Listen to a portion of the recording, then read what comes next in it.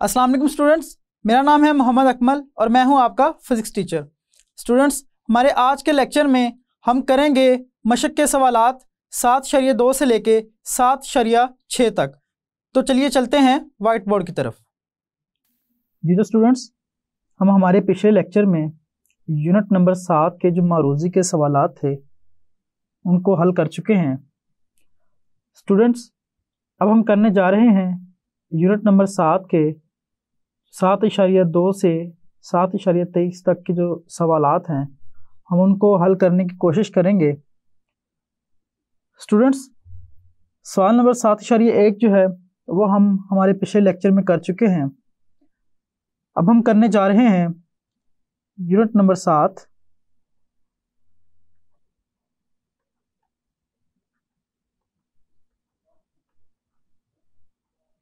मादा की खसूसियात। स्टूडेंट्स, इसमें हमने करना क्या है, उसके जो सवालात हैं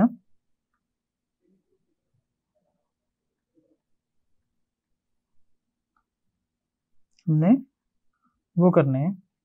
यहाँ पे स्टूडेंट्स हमारे पास जो पहला सवाल दिया गया है वो है 7.2।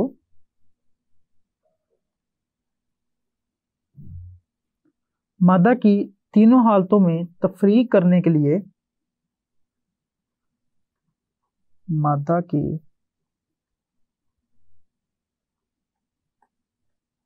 तीनों हालतों में तफरीक करने के लिए काइनेटिक मॉलिक्यूलर नजरिया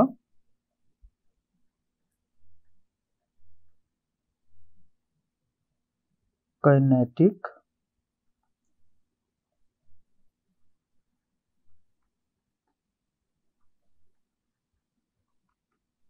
मॉलिक्यूलर नजरिया किस तरह मावन साबित होता है।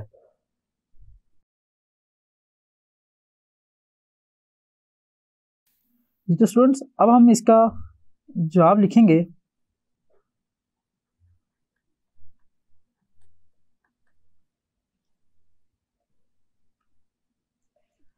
स्टूडेंट्स, सबसे पहले हम जो काइनेटिक मॉलिक्यूलर नजरिया है उसके बारे में देखते हैं कि काइनेटिक मॉलिक्यूलर नजरिया होता क्या है। स्टूडेंट्स, जब हमने यूनिट नंबर 7 का आगाज किया था वहां पे हमने काइनेटिक मॉलिक्यूलर नजरिए के बारे में पढ़ा था।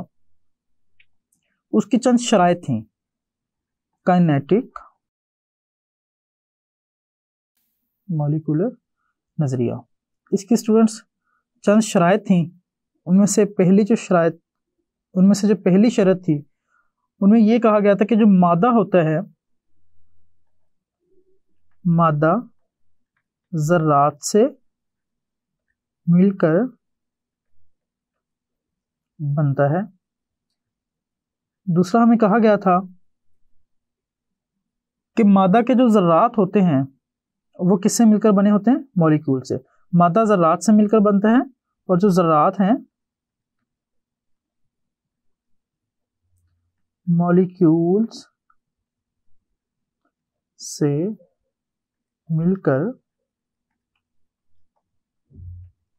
बनते हैं। अब स्टूडेंट्स, दूसरी जो हमारे पास शर्त थी वो ये थी कि जो मॉलिक्यूल्स हैं ये मुसलसल हरकत में रहते हैं। मॉलिक्यूल्स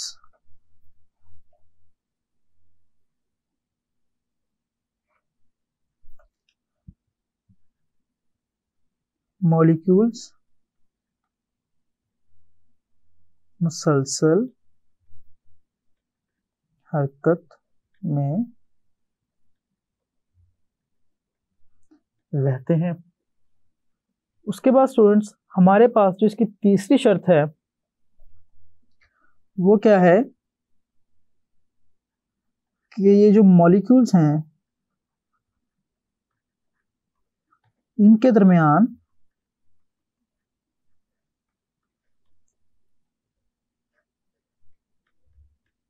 कशिश की कुव्वत पाई जाती है। जी तो स्टूडेंट्स, ये हमारे पास 3 शराइत थी जो काइनेटिक मॉलिक्यूलर नजरिया है उसकी, जिसमें हमसे कहा गया कि मादा जो है वह ज़रात से मिलकर बनता है, ज़रात मॉलिक्यूल से मिलकर बनते हैं। ये जो मॉलिक्यूल्स हैं ये मुसलसल हरकत में रहते हैं और मॉलिक्यूल्स के दरमियान हमेशा कशिश की कुव्वत पाई जाती है। जी तो स्टूडेंट्स, अब अगर हम माए की तीनों हालतों को देखें, हमारे पास फर्ज कीजिए ये ठोस है,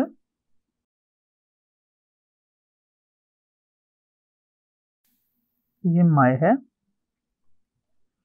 और यहाँ पे आखिर में हमारे पास क्या है, गैस।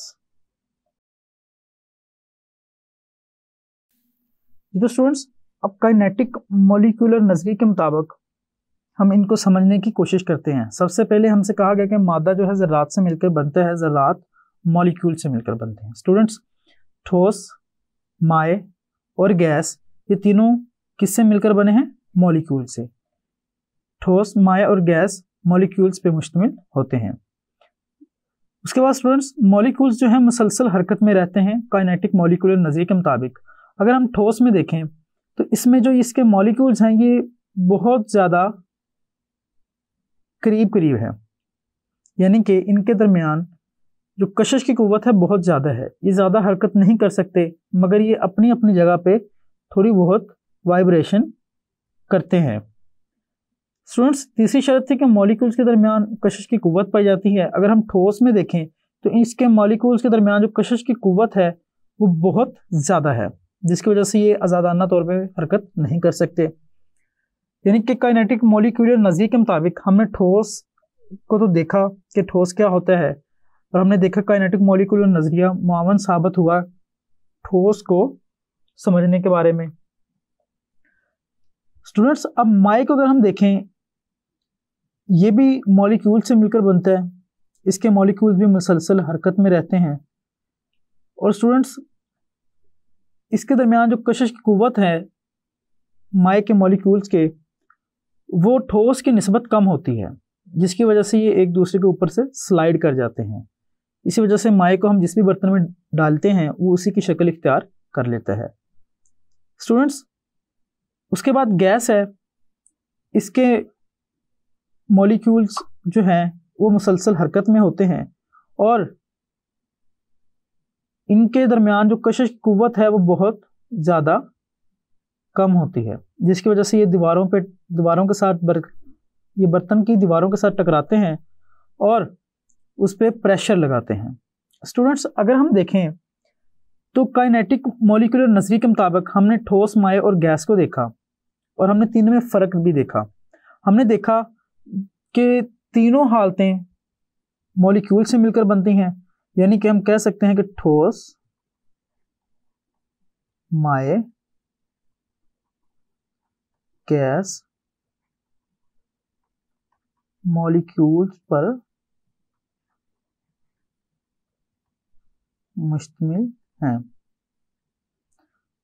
स्टूडेंट्स, दूसरा हमने क्या देखा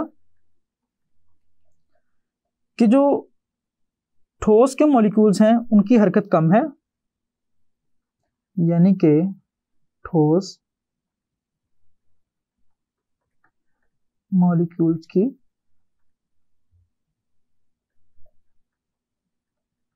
हरकत वो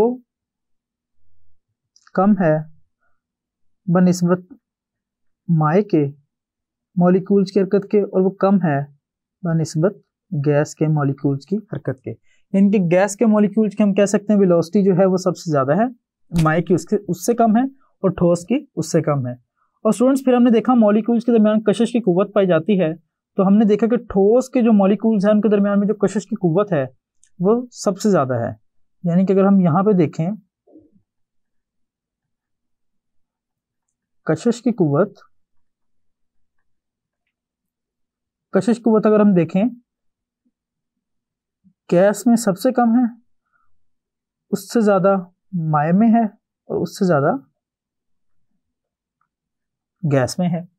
तो स्टूडेंट्स, काइनेटिक मॉलिक्यूलर नज़रिए ने तीनों हालतों को अलग अलग तरीके से बता दिया। तो स्टूडेंट्स, अब हम चलते हैं हमारे दूसरे सवाल की तरफ।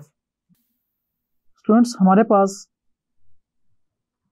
सवाल नंबर 7.3 है, जिसमें पूछा गया है क्या मादा की चौथी हालत पाई जाती है?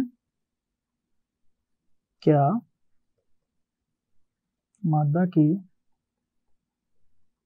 चौथी हालत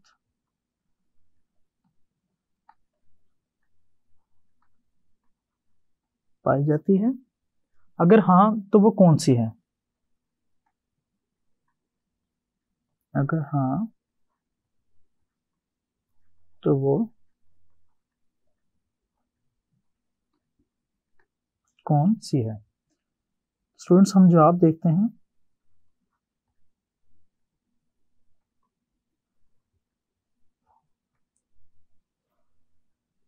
जी तो स्टूडेंट्स, हमने मादा की 3 हालतों के बारे में तो पढ़ा कि ठोस, माय और गैस है।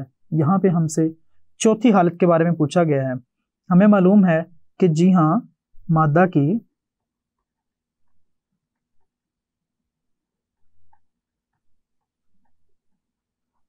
चौथी हालत पाई जाती है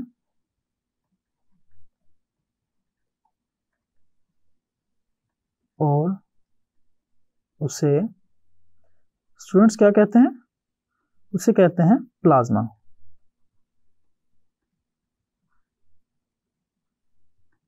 स्टूडेंट्स, प्लाज्मा के बारे में हम अपने पिछले लेक्चर में पढ़ चुके हैं।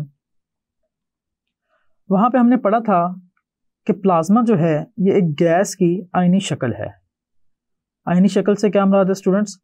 कि जब हम किसी गैस को एनर्जी देते हैं, उसके जो मॉलिक्यूल्स हैं, जैसे स्टूडेंट्स हम ऊपर पढ़ चुके हैं कि गैस के जो मॉलिक्यूल्स हैं उनके दरमियान कशिश की कुव्वत क्या होती है? कम होती है। इस वजह से ये फासले पे होते हैं एक दूसरे से। स्टूडेंट्स, जब हम इनको हीट देंगे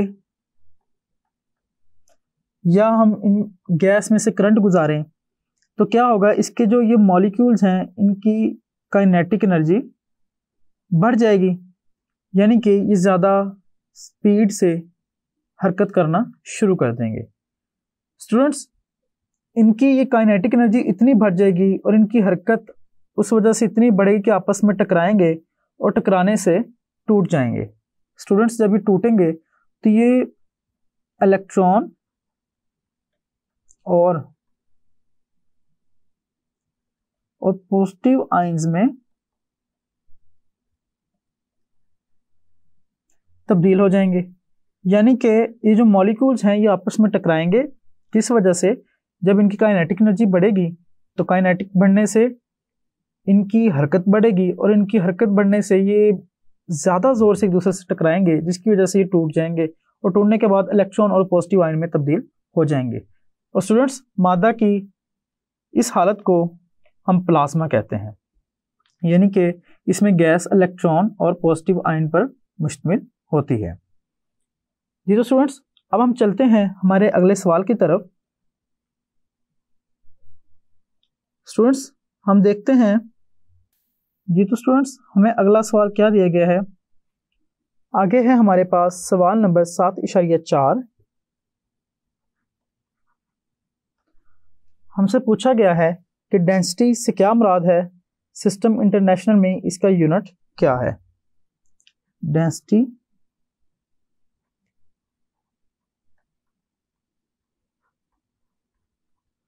से क्या मुराद है?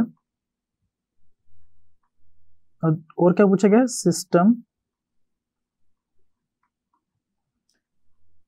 इंटरनेशनल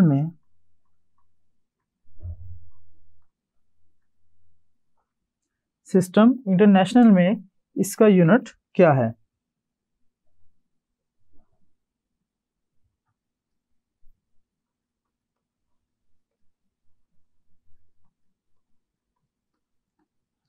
ये जो स्टूडेंट्स, अब हम पढ़ते हैं कि डेंसिटी कहते किसे हैं। सबसे पहले हम डेंसिटी की तारीफ करते हैं।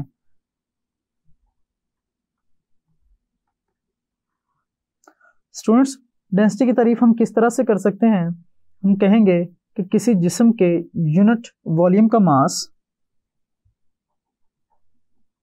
किसी जिस्म के यूनिट वॉल्यूम का मास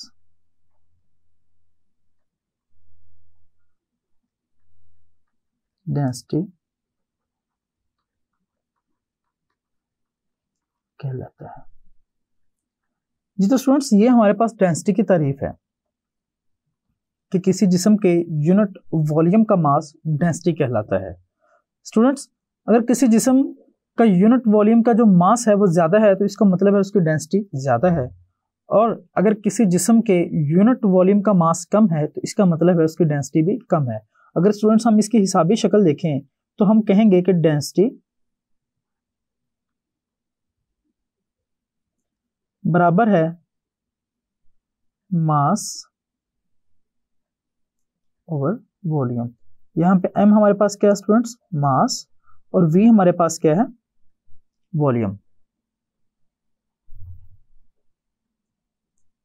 जी तो स्टूडेंट्स, यहां पे अगर हम देखें तो हम इसकी एक और तरह से भी तारीफ कर सकते हैं डेंसिटी की, कि डेंसिटी किसी जिस्म के मास और वॉल्यूम के दरमियान निस्बत को कहते हैं।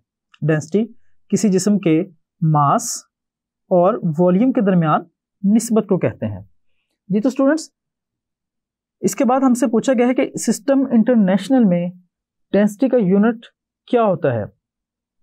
स्टूडेंट्स, अगर हम इसके फार्मूले के हिसाब से देखें, हमारे पास जो मास का यूनिट होता है, मास का यूनिट हम क्या कहते हैं? मास का यूनिट क्या होता है स्टूडेंट्स? क्या है? किलोग्राम। और वॉल्यूम का यूनिट क्या होता है स्टूडेंट्स?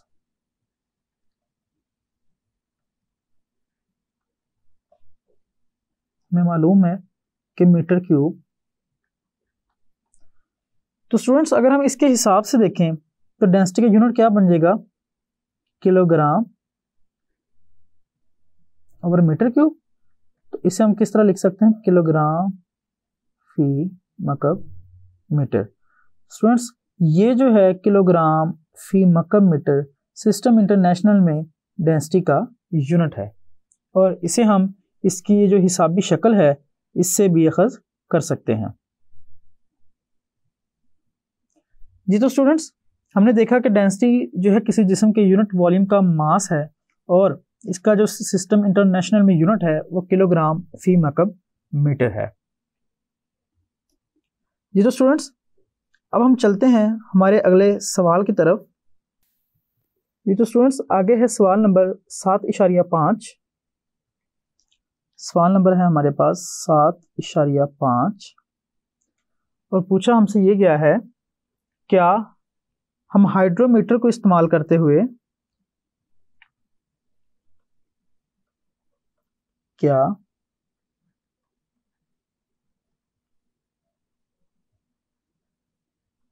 हाइड्रोमीटर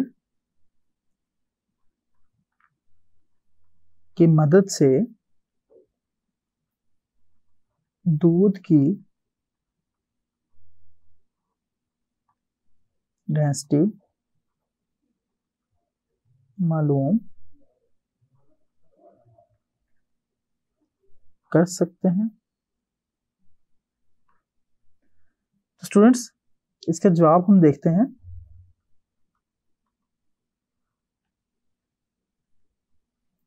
जी हाँ, जी हाँ, हम हाइड्रोमीटर की मदद से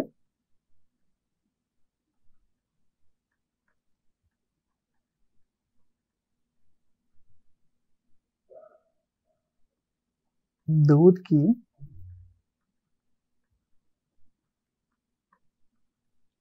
डेंसिटी मालूम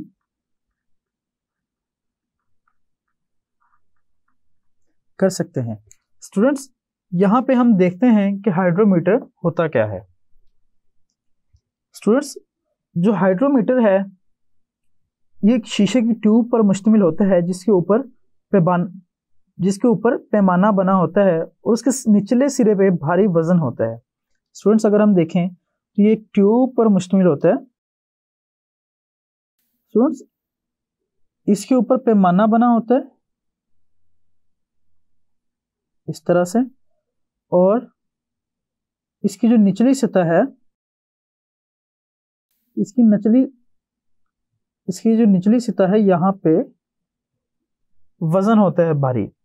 और स्टूडेंट्स जिस माए की डेंसिटी हमें मालूम करना मकसूद होती है, हम इस हाइड्रोमीटर को उसके अंदर डुबोते हैं और इसको इस्तेमाल करते हुए हम उसकी डेंसिटी मालूम कर सकते हैं। स्टूडेंट्स इसके अलावा हाइड्रोमीटर जो है इससे हम बैटरी के तेजाब की इर्तिकाजी जो ताकत है वो भी देख सकते हैं कि वो क्या होगी। और स्टूडेंट्स ऐसे मीटर को हम एसिड मीटर कहते हैं। तो स्टूडेंट्स हमने देखा कि हाइड्रोमीटर क्या होता है और हमने देखा कि उसके ऊपर स्केल बना होता है और नीचे एक भारी वजन होता है। ये हमारे पास क्या होता है, एक भारी वजन है और यहाँ पे ये हमारे पास स्केल है। और जिस माए की डेंसिटी मालूम करना हो, जैसे कि यहाँ पे हमने दूध की डेंसिटी मालूम करनी है, तो हम क्या करेंगे, इस मीटर को उसके अंदर डिबो देंगे और इसकी स्केल की मदद से हम उसकी डेंसिटी मालूम कर सकेंगे। जी तो स्टूडेंट्स हमारे पास जो अगला सवाल है 7.6, इसमें हमसे पूछा गया है प्रेशर की इस्तिलाह की तारीफ करें। प्रेशर की इस्तिलाह की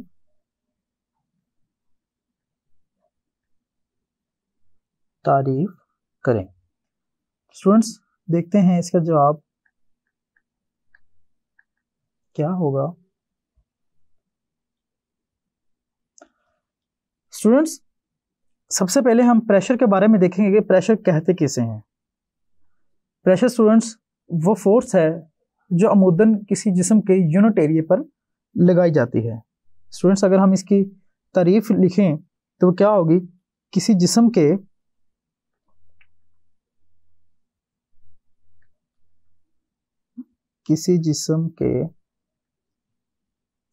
अमूदन एरिया पर, किसी जिस्म के अमूदन एरिया पर लगाई जाने वाली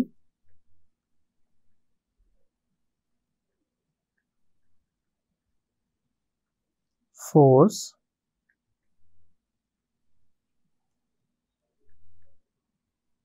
प्रेशर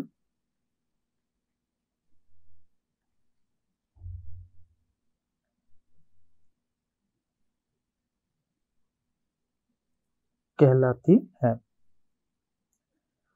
जी तो स्टूडेंट्स प्रेशर क्या है, हमने इसकी तारीफ की कि किसी जिस्म के अमूदन एरिया पर लगाई जाने वाली फोर्स प्रेशर कहलाती है। इनके स्टूडेंट्स फर्ज कीजिए हमारे पास एक जिस्म है, हमने इसके ऊपर फोर्स लगाई F, और अगर हम ये अमूदन जो फोर्स है, अमूदन फोर्स स्टूडेंट्स कहते हैं कि फोर्स की सिमत जो है, ये जो फोर्स की सिमत है ये इस जिस्म के एरिया के साथ कितना ज़ाविया बना रही है, 90 डिग्री का।